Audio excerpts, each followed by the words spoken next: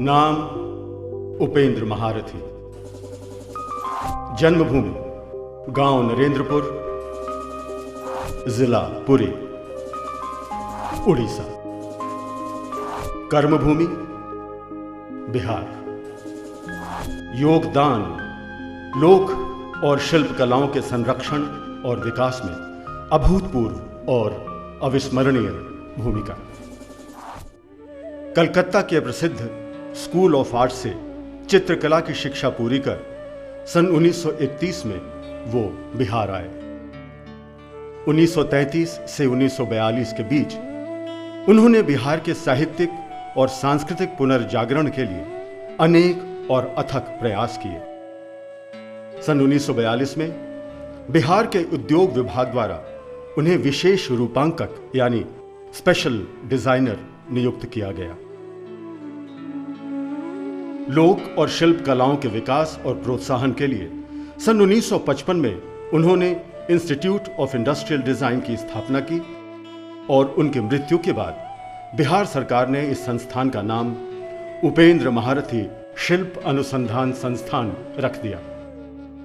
तब से लेकर आज तक यह संस्थान लोक और शिल्प कलाओं के संरक्षण, संकलन, शोध, निर्माण और विकास का केंद्र बिंदु है।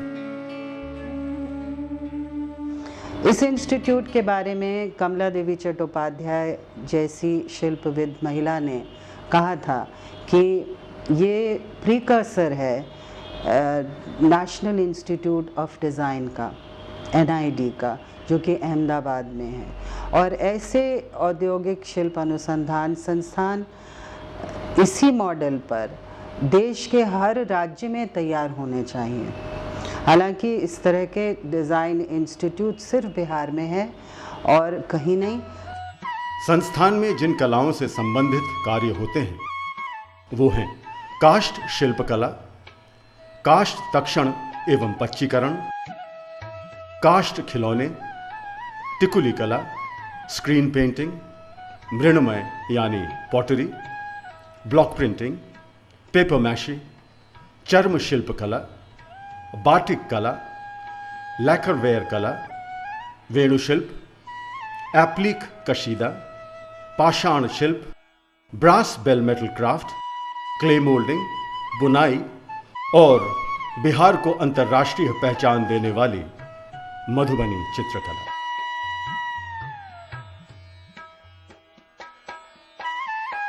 यहां अनेक शिल्पों से जुड़ी ऐसी कई कलाकृतियां हैं जो इसे एक संस्थान नहीं बल्कि एक संग्रहालय का स्वरूप देती हैं। पर दुख की बात यह है कि इस संग्रह के बारे में बहुत से लोगों को नहीं पता।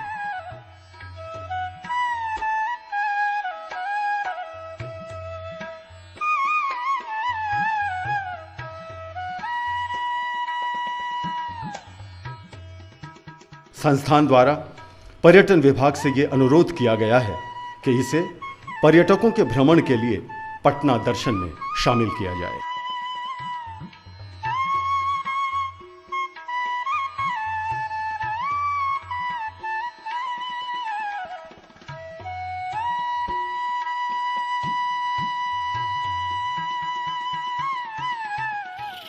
काष्ठ कला पर इस संस्थान में उत्कृष्ट श्रेणी का काम होता रहा है। प्राचीन काल से लकड़ी के सुंदर फर्नीचर राजघरानों एवं घरों में व्यवहार किए जाते रहे हैं।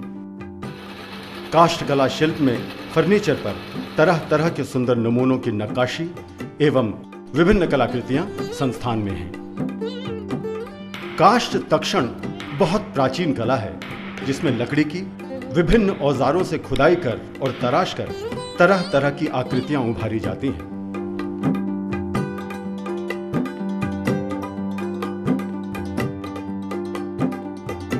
इस कला के अति सुंदर नमूने इस संस्थान में संरक्षित हैं।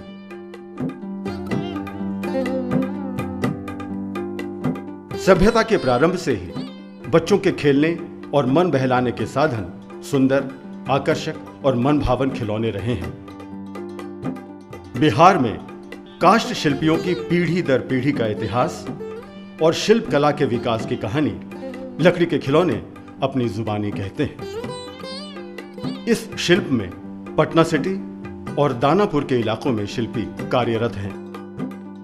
लकड़ी के खिलौनों में राजा रानी, मां बच्चा, घोड़ा हाथी सवार आदि अत्यधिक लोकप्रिय हुए हैं। खिलौना करैत, सिमल, गम्हार और दुधकोरिया लकड़ी से बनते हैं। इसमें स्थानीय रंगों का व्यवहार होता है और शिल्पी अपनी दक्षता के अनुसार खिलौनों को आकर्षक रूप देते हैं।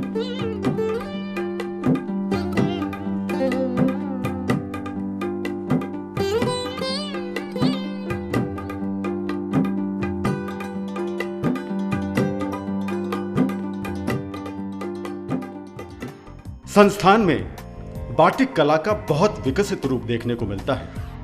इस कला में सूती कपड़े को किसी भी नमूने का चित्र बनाकर उस पर मोम लगाकर और ब्रश द्वारा मोम भरकर रासायनिक विधि से भिगोया जाता है। फिर भीगे कपड़े को सुखाया जाता है। सूती कपड़ों से जुड़ी एक और कला है रंगाई छपाई, जिसे अंग्रेजी में ब्लॉक प्रिंटिंग कहते हैं। कपड़े के ऊपर विभिन्न प्रकार की आकृतियों को अनेक रंगों से लकड़ी के बने ब्लॉक द्वारा छपाई की जाती है। बिहार की संस्कृति के आलोक में ये नमूने तैयार किए जाते हैं, जिससे सांस्कृतिक परंपराओं को जीवित रखा जा सके। ग्रामीणों को स्वावलंबी बनाने हेतु संस्थान से प्रशिक्षण लेकर घर बैठे लोगों को रोजगार दिया जाता है। इस कला की विशेष बात यह है कि ये कम खर्च में किया जाता है। बिहार के हस्तशिल्प में चर्म शिल्प का बहुत ही महत्वपूर्ण स्थान रहा है, जो वर्तमान समय में चर्चित है। आधुनिक काल में चर्म शिल्पियों द्वारा इसका उत्तरोत्तर विकास किया जा रहा है। पूर्व में यह शिल्प सिर्फ जूतों और चप्पल तक ही सीमित था, पर आज इससे handbag, purse, footwear, suitcase, briefcase एवं पहनावों की मनमोहक वस्तुएं संस्थान में बनाई जा रही हैं। कांसा पीतल शिल्प को अंग्रेजी में ब्रास बेल मेटल क्राफ्ट कहते हैं। यह बिहार की एक बहुत ही प्राचीन शिल्प कला है, जो आदिवासी क्षेत्रों में ढोकरा शिल्प के नाम से जानी जाती है। इस शिल्प में तरह तरह की आकृतियां एवं साज सज्जा के उपयोगी सामान बनाए जाते हैं। संस्थान में इस कला का प्रशिक्षण भी मौजूद है।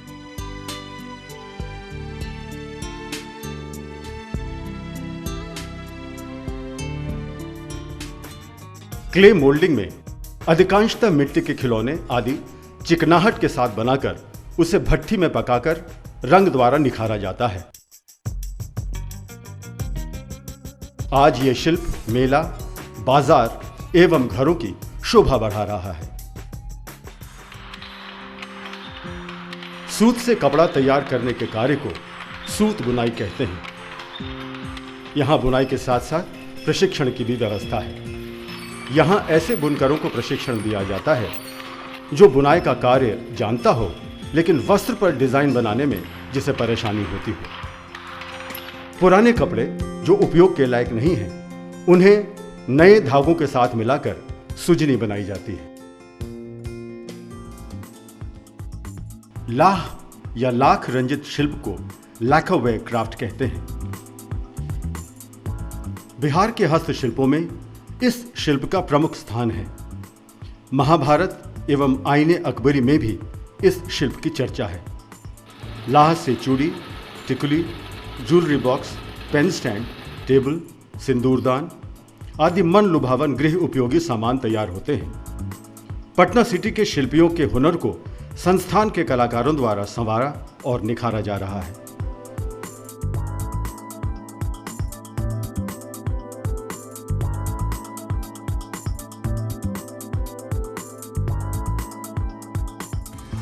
वेणु शिल्प बांस से जुड़ी कला है और बिहार में यह कला अति प्राचीन है। इससे बने विभिन्न आकार प्रकार की सामग्रियां आज देखने को मिलती हैं। इस शिल्प के सृजन में शिल्पी पीढ़ी दर पीढ़ी से लगे हुए हैं। बांस की टोकरी, डगरा, सूप, ढक्कन के साथ छोटे छोटे पिटारों आदि सामान का उत्पादन इस राज्य के मुजफ्फरपुर, मोतिहारी, दरभंगा, पटना, सहरसा एवं रोहतास आदि जिलों में प्रमुखता के साथ किया जा रहा है। संस्थान में इस कला का प्रशिक्षण भी दिया जाता है।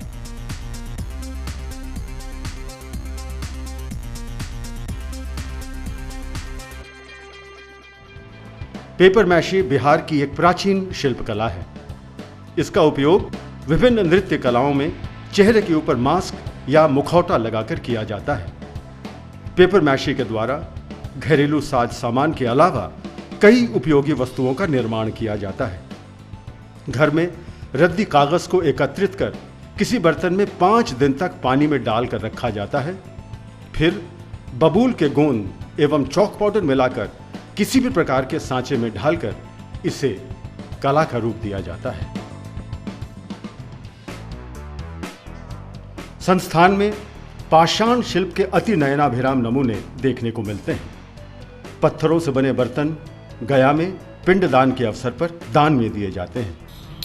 इस शिल्प का विकास मौर्य, कुषाण एवं गुप्त काल में हुआ था।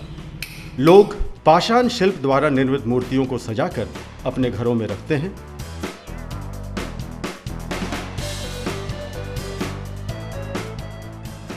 मिथिलांचल की प्रसिद्ध सिक्की कला की नयनाभिराम झलकियां भी संस्थान में देखने को मिलती हैं। मधुबनी चित्रकला इतनी प्रसिद्ध है कि इसके बारे में कुछ भी कहना अनावश्यक है। इस कला ने आज बिहार को अंतर्राष्ट्रीय ख्याति प्रदान की है। ऐसी आकृतियां, ऐसे विषय और ऐसे रंगों का प्रयोग कहीं और देखने को नहीं मिलता। इस चित्रकला के मुख्य विषय हैं वर वधु के प्रथम मिलन पर कोहबर, विदाई, देवी और देवतागण आदि।